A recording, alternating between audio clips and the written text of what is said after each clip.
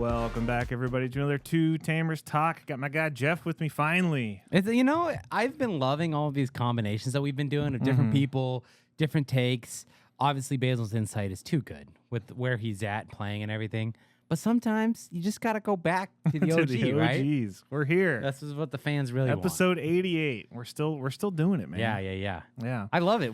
Every week, been doing podcasts. I know you always be like, don't worry, because you're the one who doesn't stress as much as I do if we miss an episode. You're like, it's okay if we miss an episode. Which we haven't done yet. 88 weeks in a row. It's impressive, man. It's crazy. And again, it comes to the fact that we have an awesome team.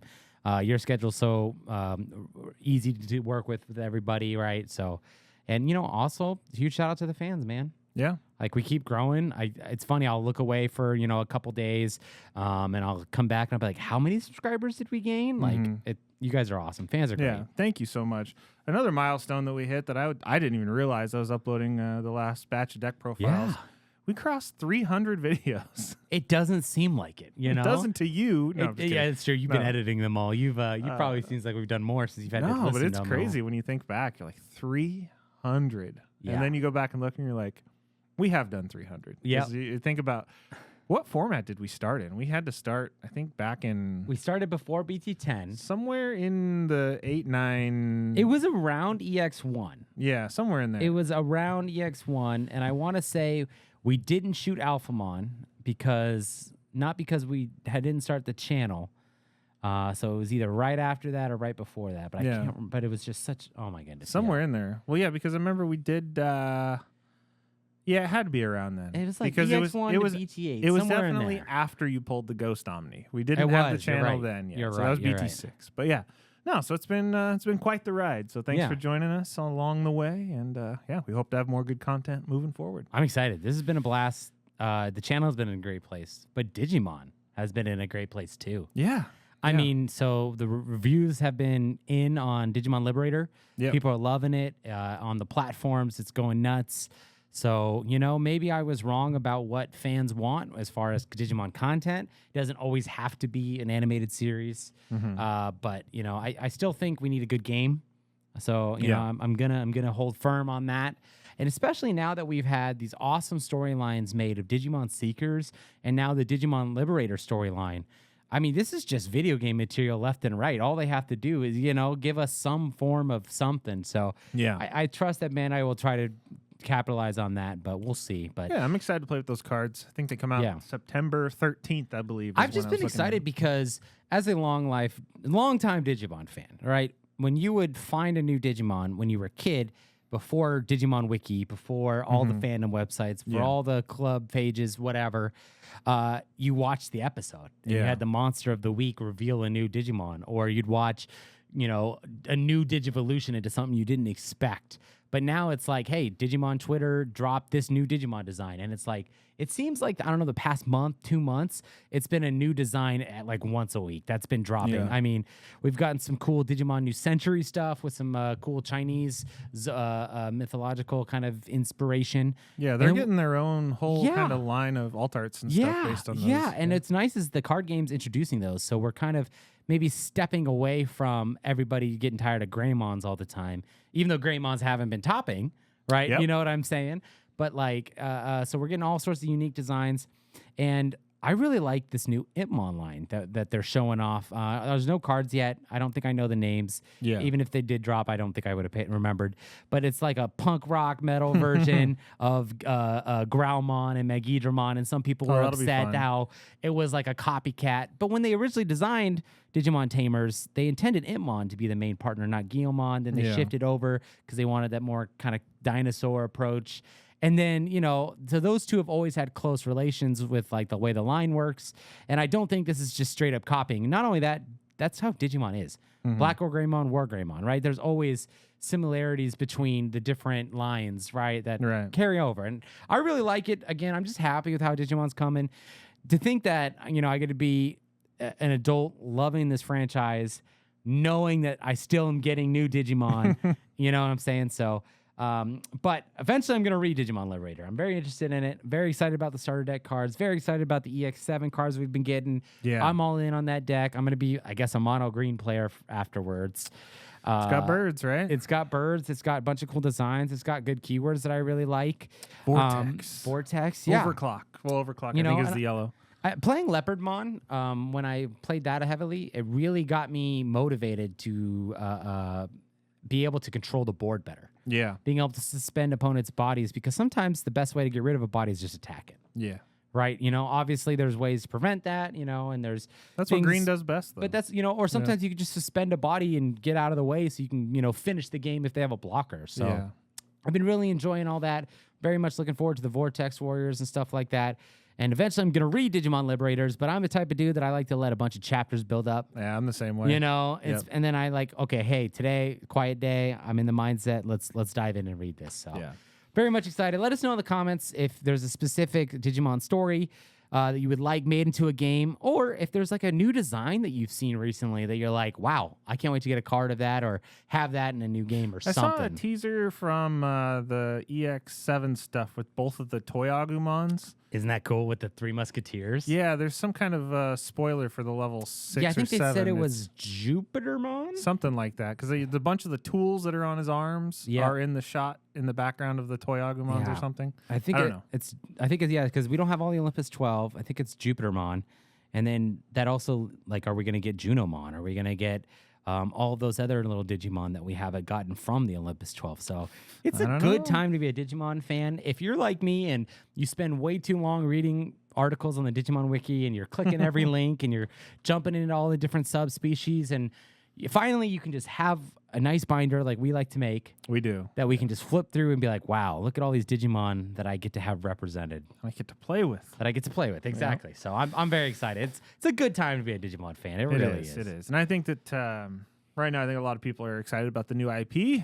Maybe a little bit less excited about the game because we're at the tail end of a long format. Yeah, so, I feel that. I think a lot of people are feeling it. Shout out in the comments. I think most people are feeling kind of if you're a once or twice to locals kind of person like we are, let us know how you're feeling about the last couple of weeks and how hungry you are for some new cards. Because I know what I've basically been through is we've done a lot of deck building on the channel in the past 2 months of this format. Yep. And now I was kind of at the end of my ropes as far as, the existing cards we have. And so I've been really going through and tooling my decks, trying to kind of, put my crystal ball to use and see what we're going to be seeing a lot in the next format. And so what are you thinking about BT-16? You thinking what are your predictions for the top cards or the top archetypes? So I'm going to backtrack 30 seconds. Sure. So end of the format. Yes, it's been a long format. This is where I thrive. This is where I get some time to spend a couple weeks perfecting some decks before I shoot them and record them, especially now that we have extra hands recording deck profile videos, so I get a little bit more time to practice archetypes. Yeah. And I've been going back to like my roots of finding a cool card combination that I haven't been able to touch in a while. Yeah. I can't remember the channel that posted this video. If you know this video, let me know in the comments because I have been trying to find this video to rewatch it. Sure. In BT10, somebody made a deck profile video featuring Shoutmon, Cross 4B, and Cross 5B, where it armor purges into Beelzemon, right? Because you tuck Beelzemon and has armor purge. That's right, yeah. And I had found this video, I had watched it, and I was like, I'm going to build it. Never got around to building it. Lost the video, can't find it. I don't know if it got taken down because I've searched for it. Mm-hmm. So if you know this video, let me know. But I've been trying to revisit that with all the Beelzemon stuff we've been getting lately. I've been trying to retouch that. So this is a fun time for those that like to be creative and maybe want to step away from uber competitive and want to build something a little different, maybe explore a combo. Like I'm kind of at the point where it's like, you know what? I don't care if I win every round. I want to figure out how far can I push combos. Yeah. Right? I always have fun with that. How far can you surprise your opponent being like, you can do that with that and then that? Yeah. So BT-16, back to your original question, everything kind of resets because the meta changes, your answers to certain things changes. Yeah. We get new ace cards that are going to do a lot of good and more than just the decks we're talking about. I mean, how many times have we been talking about Vikemon Ace? Yeah. Or Valkyrie Ace. For Valkyrie Ace, for decks that aren't featured, aren't their featured decks, right? So things are going to completely change. Digivolve is going to be a lot stronger just due to getting rid of ace cards. Yeah. Anything like, I'm excited for this set don't get me wrong, because DNA Digivolving level 4s is like my bread and butter. It's one of my favorite things. Yeah. Chimeramon's one of my favorite cards for sure.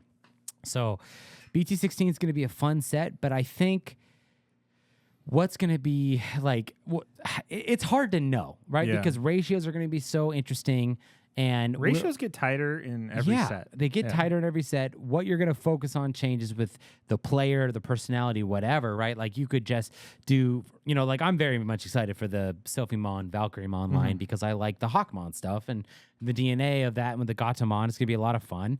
Having level 4s that digivolve on completely different colors, it's all going to be very interesting and fun, right? It's going to be a lot of colors. It's going to be a lot of colors in these decks. And there's going to be a lot of fun things you can do, whether it's Splash in Chimera, whether it's Splash in Heaven's Judgment, to take advantage of colors, right? Whether it's the Imperial Dramons that take advantage of how many colors are in the sources. All sorts of unique things that can be done. So it's going to be fun to see what people come up with. BT-16... I think everybody, well, I know you and we kind of saw this set and we kind of got overwhelmed with all the colors, thinking that there was like, what are you going to do with all this? What is the clear direction? And I think the good thing is that there doesn't have to be a clear direction. There are clear directions, right? Like you clearly can make, your Shakuamon line. You can clearly make your Imperial Dramon line, whatever. But then there's also going to be so much more that you can do and have pieces to new decks. Like I get a new Hawkmon, and I get that what's the name? It's the red-yellow Hawkmon Armor Purge that recovers when it attacks. That can just go in my old Hawkmon deck as well as, the particular Sylphimon, Valkyrymon deck. So all sorts of fun things that are going to be done with this set. I think it's going to be a good one. Yeah, I'm really interested to see these new ace cards. That's kind of I think we've all talked about the boogeyman of Magna X and how hard it is to get rid of, and and I've kind of retooled a couple of my decks to try and counter that. Because we do expect to see it. We have the Armor Purge players in our format that are definitely going to play that, and we have people that I think are just going to play it because it could be the best deck in the format. So, but I think that also, all of these ace cards, I think we are going to start to see some very clear directions on how far people want to push that risk reward. Because I think the level 5s, there was only certain level 5s that you would expect people to blast with. Like the Lilymon Ace, I think, was one where it might have gotten, blast digivolved more than it got hard played. But as far as like Zudomon, Magna, Angelomon Ace, like a lot of those are just cheaper versions of level 5s that already existed for them. Yep. So now I think you're going to start to see a lot more Blast Digivolve. Also, are people going to put level 6 aces on top of level 5 aces because they are the strongest cards of their particular level and risk that crazy 7 overflow if someone wants to pop them? So it's going to be really, really interesting, I think, to see how much the aces infiltrate the game. Yeah, would that straight up bring back cards like Gaia Force? Gaia Force has obviously not been used for a while. I'm still a fan of it because I'm attached to my starter deck 1 days. But, like if I pay Gaia Force for 8 memory and I blow up a stack that overflows 7, it's still my turn, even if my opponent only gave me 1 and I got rid of your threat and I got to do what I want now. So it's going to be interesting for sure. Well, that kind of leads into what I wanted to talk about, too, as far as what do you think the best counters are for some of these crazy cards? Because we do get another keyword, partition. Yeah. Partition is coming our way in BT-16. If you don't know what partition does, it plays out bodies from underneath the Digimon sources when it dies. I love that keyword. I'm so excited for it. What are you thinking? You think it's going to be a banger? Okay, so like, for example, my Leomon deck profile video where the Leomon would spit out, right? Or like Leo X or whatever, but that had a very specific stipulation. I have to swing and die in battle, whatever, to bring it out. Yeah. This is, and then I think about Dark Knight. How much Dark Knight messed me up, having to ask my opponent, so what comes out when that dies again? Like, does this get played? How does this work? And sticky boards. Like having those sticky boards, I think you can just win the game with just having a sticky board that's hard to clear. Yeah. So it's definitely an interesting point. So to answer your question, I don't know. I suck at that because my strong suit has never once been able to figure out how to counter my opponent and how to get rid of the stuff that they're doing. Right. My strength in deck building is I'm going to do a combo and I'm going to do as much damage as I can, whether it be going wide, whether it's going tall, whatever. I'm going to stick to this one combo and I'm going to do it. And then anything that comes in my way to interrupt me, I then adapt and figure out in like, usually it's a week too late, right? Like I could have won locals if I had an answer to this particular threat. Yeah. But that's generally how I roll. I think Magna X and this format is just going to do that to me. Yeah. I think I'm just going to have to trial by fire, drink from the fire hose, and just kind of figure out what I'm going to do. I think there's answers, but I think the answers that you have, you're not going to have the memory for. Yeah, and it's all about, does the particular deck you want to play have the answers, which is kind of why I've leaned into pretty much dedicating myself to be not an Old Force player, but a Machine Digimon player next format, just because I can get my machine ridiculously big. Yeah. So I can block that first attack from the Magna or, potentially swing over it. And what I like about your stuff is that you have all the analog men to redirect the attacks. Yeah. Right? Same thing with like the original Magna X being able to redirect attacks as well. Decks like that are going to thrive in the wide formats. Luckily, of I play that archetype. But some people are like, well, I play Gallantmon. I'm like, sorry, I don't know what to tell you. Like, you're going to have to try and trash security with that Crimson mode. With all of the dual color that we have, right, there's ways to incorporate an additional color that you can suspend something blocking you. You can delete a tamer that's redirecting attacks. Yeah. I think people are just going to have to be creative in the deck that they're built, right? Like Gallantmon, for example. Gallantmon has, ways to add purple to the deck pretty easily with the whole Guilmon line having purple. So can you take advantage of some of the tamer deletion? Can you take advantage of, this is an old card, BT4, BT5, but like Earthshaker. Right, it would delete like a level 5 and a level 4. Unsuspended. Right. Yeah. So maybe if they had a level 5 partition, blah. I'm not saying that's the best example, right? I know what you're saying. But just there's some ways to be able to take advantage. I think blue has some older cards where it could bounce a couple small level 4s to hand. Yeah. Going back to like the Gaia Force example, right? Let's say you Gaia Force a body and you get your, you overflow 7 and then they partition 2 level 4s. Well, you still have 1 memory for Crimson Blaze, like. But you see what I'm saying? Like, that's so far out of the realms of what you're realistically going to do. You're just not going to know until you experience playing that matchup. Yeah, and see how many, like how prevalent it is. So my advice is with BT-16 is you're just going to have to build the deck. You're just going to have to try a version. Yeah. Don't care about countering. Don't worry about any of that stuff. Just do what you think you need to do to get your deck to function. And then when you encounter roadblocks, figure out how to deal with the roadblocks one by one. I think that's just the only way to really take it. Yeah. Yeah, that or, everyone's favorite card. I know that's what you were going. This is why I didn't say this answer. Yeah. No, we need to get into kind of a quick DeathX discussion here. Sure. Because this is a great time to have it. If you want to think about this card, it's too good for its own good. And I think that it is seeing another buyout. It is seeing just the price is going up on this thing again, which sucks because the card is it's so good in a lot of decks, but particularly in black and purple decks.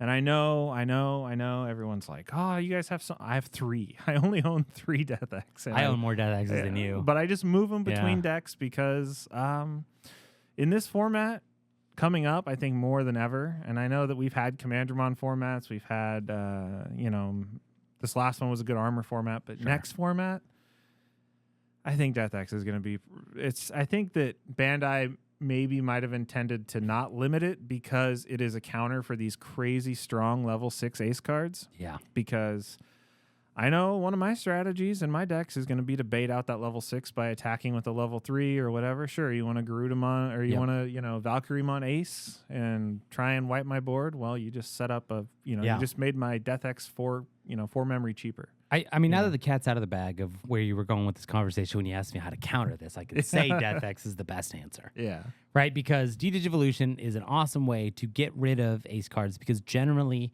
D-Digivolution is a cheaper removal, right? And it's usually sometimes built into a lot of black cards, right? So if you can, when Digivolving, de-Digivolve this, whatever, or something where it's cheaper, and then you can overflow and you still end up netting memory, or if you end up breaking even, that's obviously the way to do it. Then you didn't delete it to trigger partition, right? And I really like what DeathX does to level 4s on the on-play. Yeah. So, you know, you digivolve a body or you clear out the wide board of level 4 and lowers, which I think is going to be prevalent in BT-16, like we were just talking about. I mean, we're going to have 8 Ukomons. Yeah.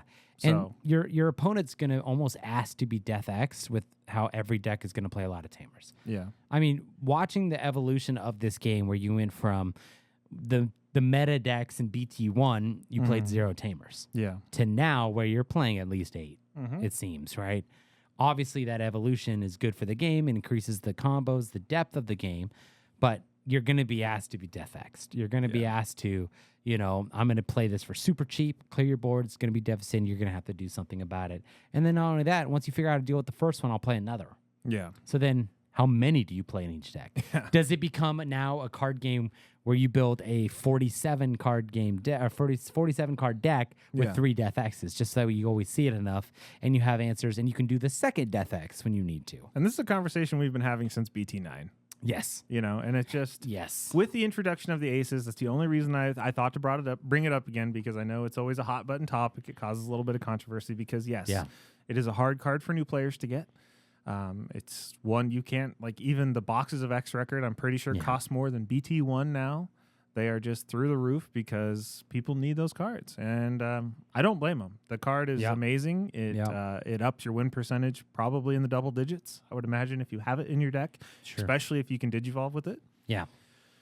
And yeah, it's a nasty card. And I don't want to try and say that it's, you know, we get the comments and say, hey, that must be your favorite card. That must be, it's in, it's like, well, we like to compete, you know, and it's like, if you feel like, if you're going to go to a regional and you're playing a black or purple deck, I challenge you to not find one that doesn't have, I mean, of course, there's like Belfamon. There's a couple that don't have it in there, but most I mean, if you're going to be a serious Digimon card game player where you're going to compete in major events, you're going to play with the best cards. You're going to play with the best cards. That's how it is, right?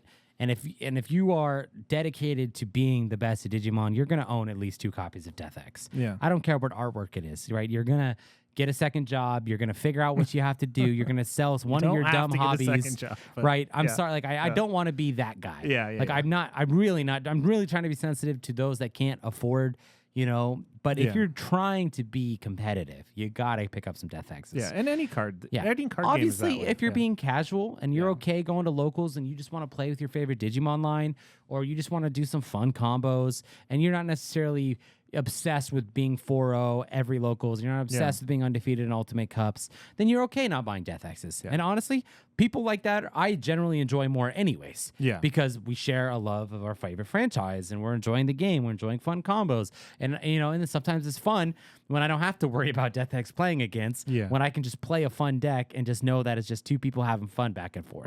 Right. So don't get me wrong, but if you're trying to be good at this game, you got to own at least 2 You're trying DeathXs. to competitively participate. Yes. It's an amazing card. Yeah. And that being said, there isn't a good, I will say a moderate substitute in DG Dimension that does remotely the same thing. It just doesn't land a 15K beater on board that has a persistent effect your opponent has to deal with. There's a reason why DeathX is so expensive, right? It becomes really hard to get rid of. It's a 15K body, and it's constantly removing a body if they leave it. It instantly becomes, okay, hey, I'm going to play this. You have to respond to this, or I'm going to slowly win. Yeah, or you have to float 3 memory and drop a rookie to die at the end of every turn. So, you know, DG Dimension, and there are other alternatives to digivolving, board wipes, etc., are great cards. But when I can put a card so powerful that it takes you 2 turns to figure out how to get rid of that, I'm 2 turns ahead now with everything else that I'm working on in my deck to the point where it's going to get that way, you know? And I mean, again, I hate to say it. You know, DeathX is a universal card. You can put it in every deck. Pretty much. It hurts me to say this. It really does. Yeah. But because you like to play tribal versions I like to play as much tribal, as possible. As much as possible.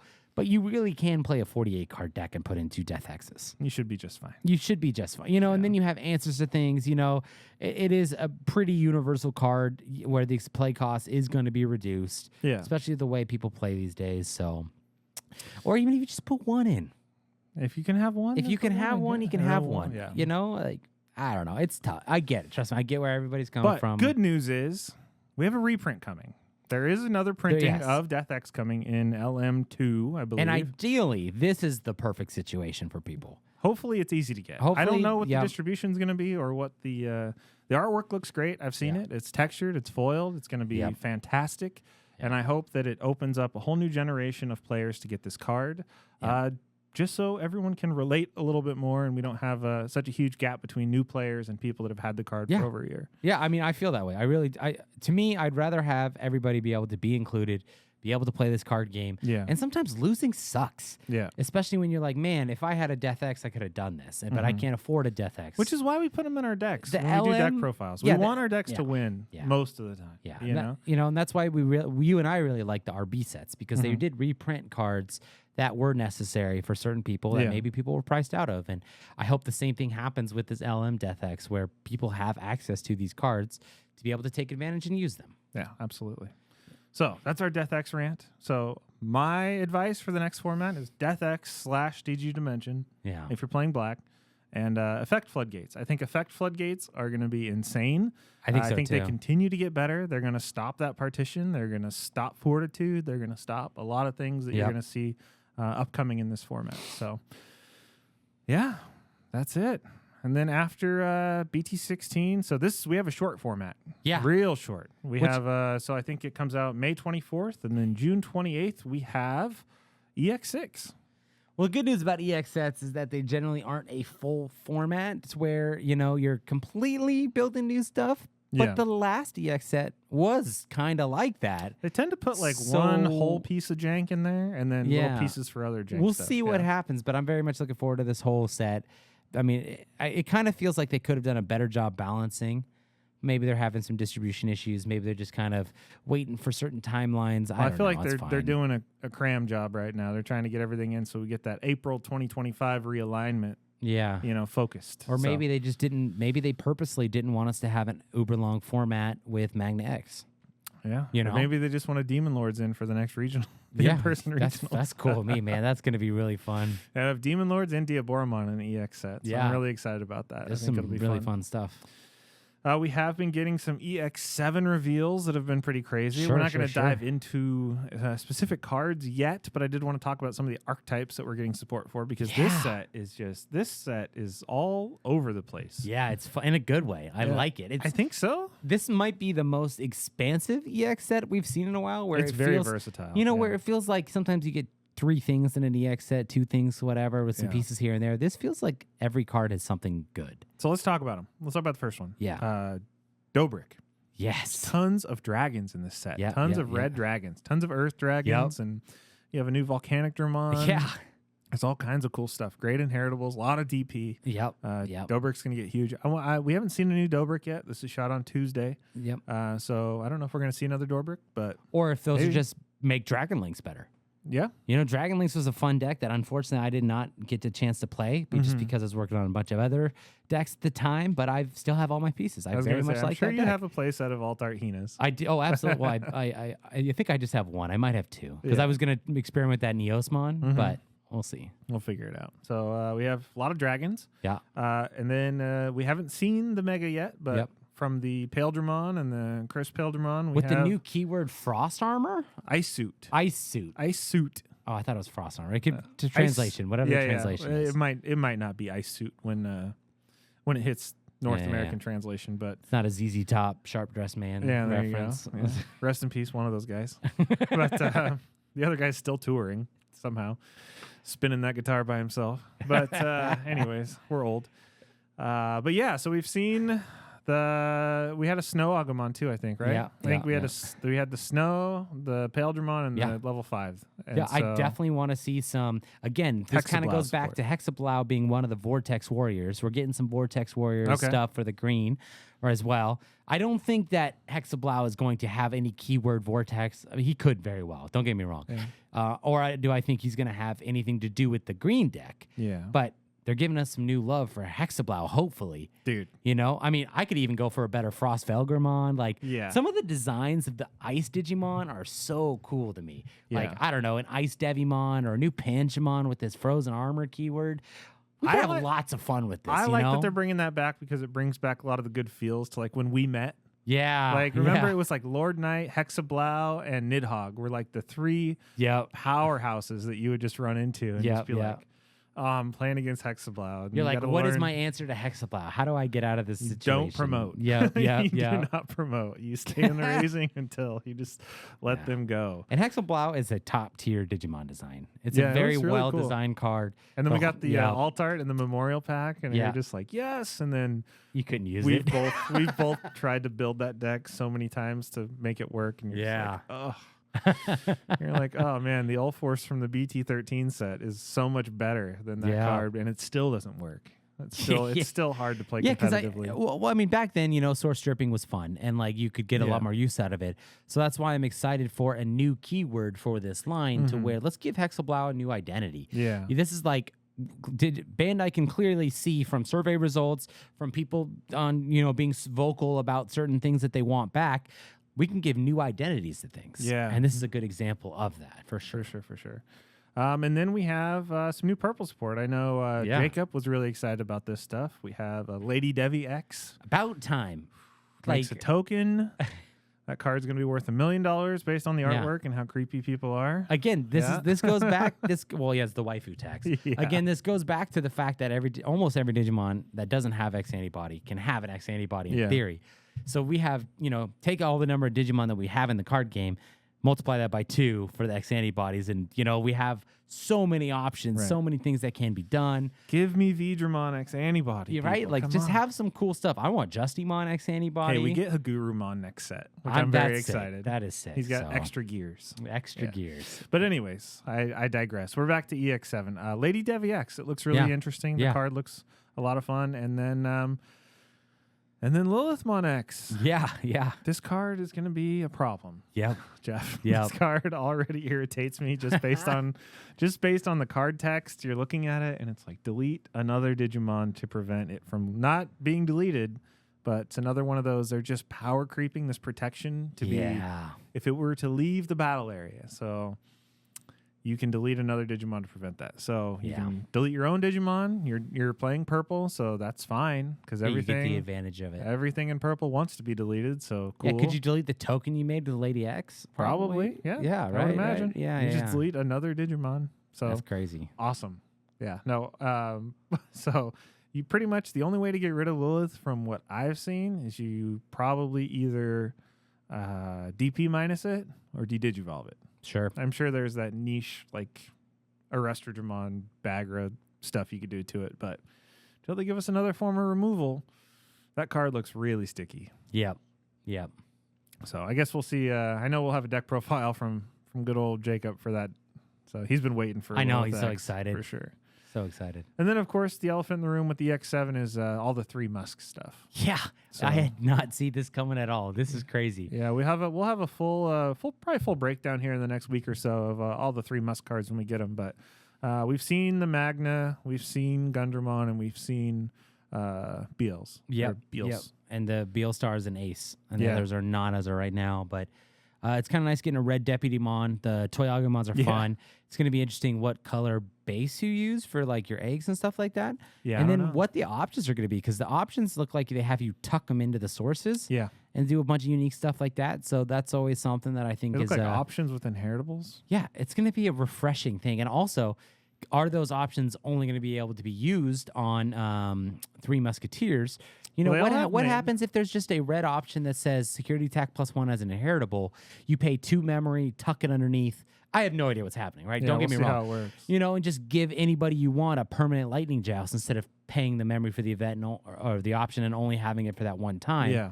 Right, so it's going to be very interesting to what these options do. Yeah, we'll do a deeper dive. It's going to be fun. We'll do a deeper dive when we get the full set, which should be out probably by the end of next week. Sure. And then a little teaser they gave us for BT-18. It looks like we have Lord Knight Ace, Deathxmon Ace. I missed that completely. That's good. And awesome. On the cover, there's also I guess the cover is Emperor Greymon. So yeah, I do remember seeing that and thinking, what are they doing? More red hybrids, or is this? Looks like it. Ugh, man, red hybrids already like the strongest deck in the game. Come on. It's one of them for sure. It's up there. Yeah. So another reason I'm playing Machine. But anyways, I think that might wrap it up for this one, buddy. We're at the end of a format, so I know we have a deck profile we want to get in the can today. We do. Stay tuned. So let's jump into some cards of the week. Sure.